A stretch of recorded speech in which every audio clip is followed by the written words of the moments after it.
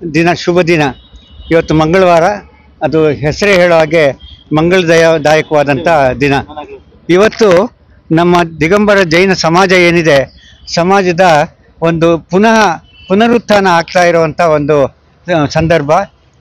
ಇದು ತಾನೇ ಎಲೆಕ್ಷನ್ ಮುಗಿದು ಈ ಚುನಾವಣೆಯಲ್ಲಿ ನಾವೆಲ್ಲ, ನಾನು ಜಿತೇಂದ್ರ ಕುಮಾರ್ ಅಂತ, ನನ್ನ ಜೊತೆಯಲ್ಲಿ ಎಲ್ಲ ನಮ್ಮ ಅಧಿಕಾರಿ ವರ್ಗದವರು, ಆಮೇಲೆ ಈ ಒಂದು ಕಾರ್ಯಕಾರಿ ಸಮಿತಿ ಸದಸ್ಯರುಗಳು, ಪದಾಧಿಕಾರಿಗಳು ಎಲ್ಲರೂ ಚುನಾಯಿತ ಆಗಿದ್ದೀವಿ. ಎಲ್ಲ ಒಂಥರ ಒಮ್ಮನಸ್ಸಿನಿಂದ ಸಮಾಜದ ಬೆಳವಣಿಗೆಗೆ. ಹಾಗೂ ತಮಗೆಲ್ಲ ಗೊತ್ತಿರ್ಬೋದು, ಶ್ರವಣಬೆಳಗೊಳದಲ್ಲಿ ಪೂಜ್ಯ ಸ್ವಾಮೀಜಿಯವರು ಹಿಂದೆ ಜಗದ್ಗುರು ಕರ್ಮಯೋಗಿ ಸ್ವಸ್ತಿಶ್ರೀ ಚಾರುಕೀರ್ತಿ ಭಟ್ಟಾರಕ ಮಹಾಸ್ವಾಮೀಜಿ ಅಂತ ಇದ್ದರು. ಅವರು ಈಗ 2 ವರ್ಷಗಳ ಹಿಂದೆ ಅವರು ಅಸ್ತಂಗತರಾದರು. ಅವರು ಸ್ವಲ್ಪ ಮನನೊಂದಿದ್ರು. ಅವರ ಆತ್ಮಶಾಂತಿಗೆ ಅಂತ ಅಂದ್ಬಿಟ್ಟು ನಾವೆಲ್ಲ ನಿಂತು, ಜೊತೆಗೆ ಗುರುಪೀಠಗಳಿಗೂ ಕೂಡ ಅವರು ಯಾವತ್ತೂ ಗುರುಪೀಠನ ನಾವು ಸಮಾಜ ಬಿಟ್ಟಿಲ್ಲ, ಸಮಾಜನ ಗುರುಪೀಠಗಳು ಬಿಟ್ಟಿಲ್ಲ. ಅದರಿಂದ ಗುರುಪೀಠದ ನೆನಪಿಗೋಸ್ಕರ, ಅದನ್ನು ಅವರ ಏಳಿಗೆಗೋಸ್ಕರ ಶಾಂತಿ, ಸೌಹಾರ್ದತೆ ಹಾಗೂ ಪ್ರೀತಿ, ವಿಶ್ವಾಸ ನಿರಂತರವಾಗಿರಲಿ ಅಂತ ಸಮಾಜದ ಅಭ್ಯುದಯಕ್ಕಾಗಿ ನಾವೆಲ್ಲ ಕೈ ಜೋಡಿಸಿ ದುಡಿಯೋದಕ್ಕೆ ಅಂತ ಒಂದು ಸಂಕಲ್ಪ ಮಾಡಿದ್ದೀವಿ. ನನ್ನ ಜೊತೆಗೆ ಈ ಶೀತಲ್ ಅವರಿದ್ದಾರೆ, ಜೊತೆಗೆ ಆಶಾಪ್ರಭು ಸೆಕ್ರೆಟರಿ ಆಗಿದ್ದಾರೆ, ನಮ್ಮ ರಾಜಕೀರ್ತಿ ಅವರು ವೈಸ್ ಪ್ರೆಸಿಡೆಂಟ್ ಆಗಿದ್ದಾರೆ. ಎಲ್ಲರೂ ಸೇರಿಕೊಂಡು ಈ ಒಂದು ಕಾರ್ಯಕ್ರಮ ಮಾಡ್ತಾ ಇದ್ದೀವಿ. ನನ್ನ ಜೊತೆಲಿ ಮಹಾವೀರ್ ಅಂತ ಅಂದ್ಬಿಟ್ಟು ಕೋಶಾಧಿಕಾರಿ ಇದ್ದಾರೆ, ಅವರು ಇಲ್ಲೇ ಇದ್ದಾರೆ. ಶೀತಲ್ ಕುಮಾರ್ ಬಹಳ ದೊಡ್ಡ ಒಂದು ಇದನ್ನ ಜವಾಬ್ದಾರಿ ತಗೊಂಡು ಈ ಕೆಲಸ ಕಾರ್ಯಗಳಲ್ಲಿ ಆಯ್ಕೆ ಪ್ರಕ್ರಿಯೆಯಲ್ಲಿ ಕೂಡ ಬಹಳ ಕೆಲಸ ಮಾಡಿದ್ದಾರೆ. ಮಾಲಾ ಹರ್ಷೇಂದ್ರ ಅವರು ಮಾಡಿದ್ದಾರೆ. ಹೀಗೆ ನಾನು ಒಂದೊಂದೇ ಹೆಸರು ಹೇಳಕ್ಕೆ ಹೋಯ್ತು ಅಂತಂದರೆ 100 ಜನ ಕೆಲಸ ಮಾಡಿದ್ದಾರೆ. ಎಲ್ಲರೂ ಒಮ್ಮನಸ್ಸಿನಿಂದ, ಭಾಳ ಪ್ರೀತಿಯಿಂದ, ಭಾಳ ವಿಶ್ವಾಸದಿಂದ ಕೆಲಸ ಮಾಡಿದ್ದಾರೆ.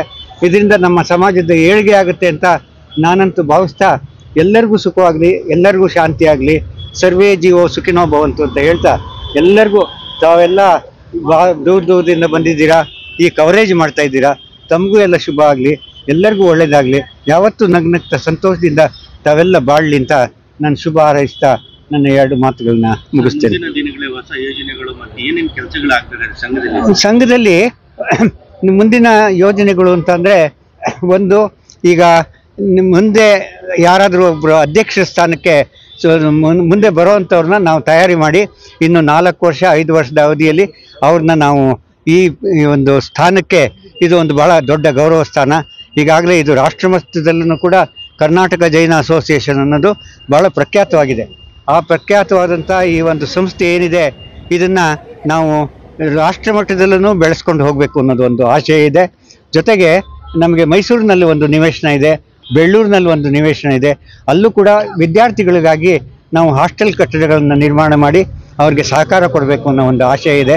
ಅದಲ್ಲದೆ ಸಮಾಜದ ಸರ್ವತೋಮುಖ ಅಭಿವೃದ್ಧಿಗಾಗಿ ಹಾಗೂ ನಮ್ಮ ಪೀಠಗಳ ನಮ್ಮ ಗೌರವ, ಅವರು ನಮ್ಮ ಪೀಠಗಳ ಮೇಲೆ ನಮಗಿರುವಂಥ ಗೌರವ, ಅದನ್ನೆಲ್ಲ ತೋರಿಸೋದಕ್ಕೆ ಸಮಸ್ತ ಜೈನ ಸಮಾಜದ ಅಭಿವೃದ್ಧಿಗಾಗಿ ಕೆಲಸ ಕಾರ್ಯಗಳನ್ನು ಮಾಡುವಂಥದ್ದು.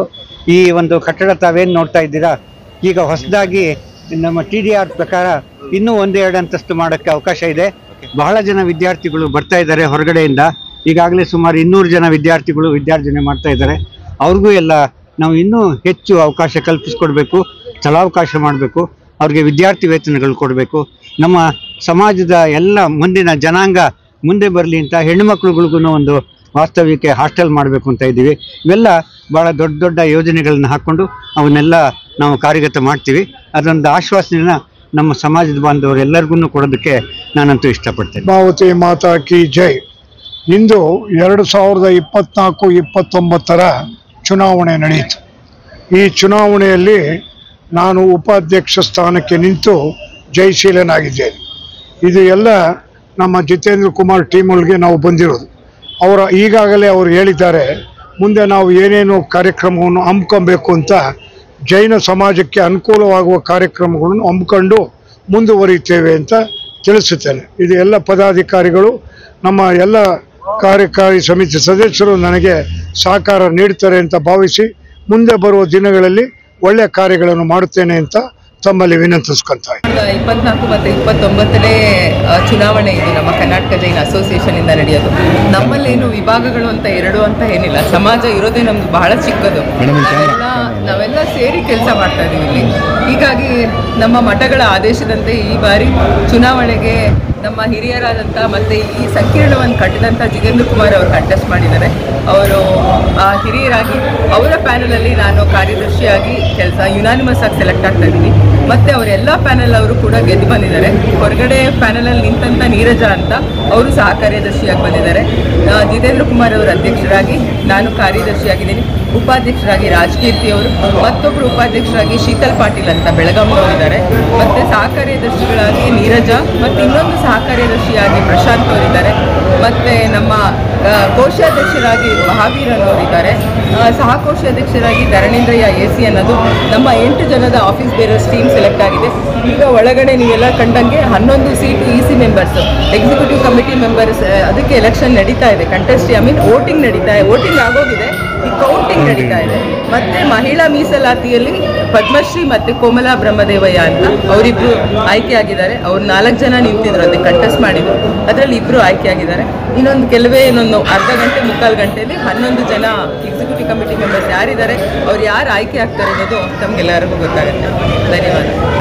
ಮೇಡಮ್, ನನ್ನ ಹೆಸರು ಆಶಾ ಪ್ರಭು ಅಂತ, ಕಾರ್ಯದರ್ಶಿಯಾಗಿದ್ದೀನಿ. ಲಾಸ್ಟ್ ಟೈಮು ಕೂಡ ಸಹ ಕಾರ್ಯದರ್ಶಿಯಾಗಿ ಇಲ್ಲಿದ್ದೆ. ಕಳೆದ 21-22 ವರ್ಷಗಳಿಂದ ನಾನು ನನ್ನನ್ನು ಕರ್ನಾಟಕ ಜೈನ್ ಅಸೋಸಿಯೇಷನ್ ಜೊತೆಗೆ ತೊಡಗಿಸ್ಕೊಂಡು ಬಂದಿದ್ದೀನಿ. ಕರ್ನಾಟಕ ಜೈನ್ ಅಸೋಸಿಯೇಷನ್ ವತಿಯಿಂದ ಇವತ್ತು ನಾನು ಮಹಿಳಾ ಮೀಸಲಾತಿನಲ್ಲಿ ಸ್ಪರ್ಧಿಸಿದ್ದೆ. ಅದರೊಳಗೆ ನಾನು ಹೆಚ್ಚಿನ ಮತವನ್ನು ಗಳಿಸಿ ಗೆದ್ದಿದ್ದೀನಿ.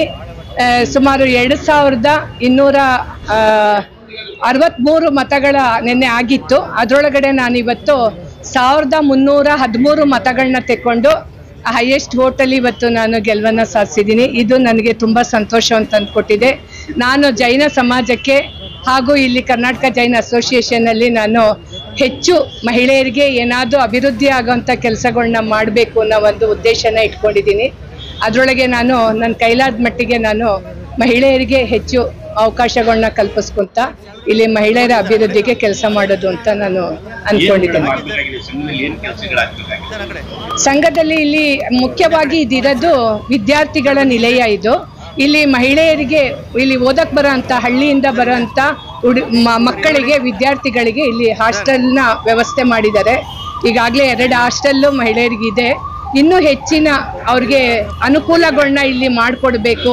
ಉದ್ಯೋಗಕ್ಕೆ ಬಂದಂಥವ್ರಿಗೂ ಕೂಡ ಇಲ್ಲಿ ಅವಕಾಶಗಳನ್ನ ಇಳ್ಕೊಳ್ಳೋದಕ್ಕೆ ಮಾಡಿಕೊಡ್ಬೇಕು. ಜೈನ ಸಮಾಜದ ವಿದ್ಯಾರ್ಥಿಗಳಿಗೆ ಅನ್ನೋ ಒಂದು ನಿಲುವಿದೆ. ಅದರೊಳಗೆ ನಾವು ಕೈ ಜೋಡಿಸಿ ನಾವು ಕೆಲಸ ಮಾಡಬೇಕು ಅಂತ ಅಂದ್ಕೊಂಡಿದ್ದೀವಿ.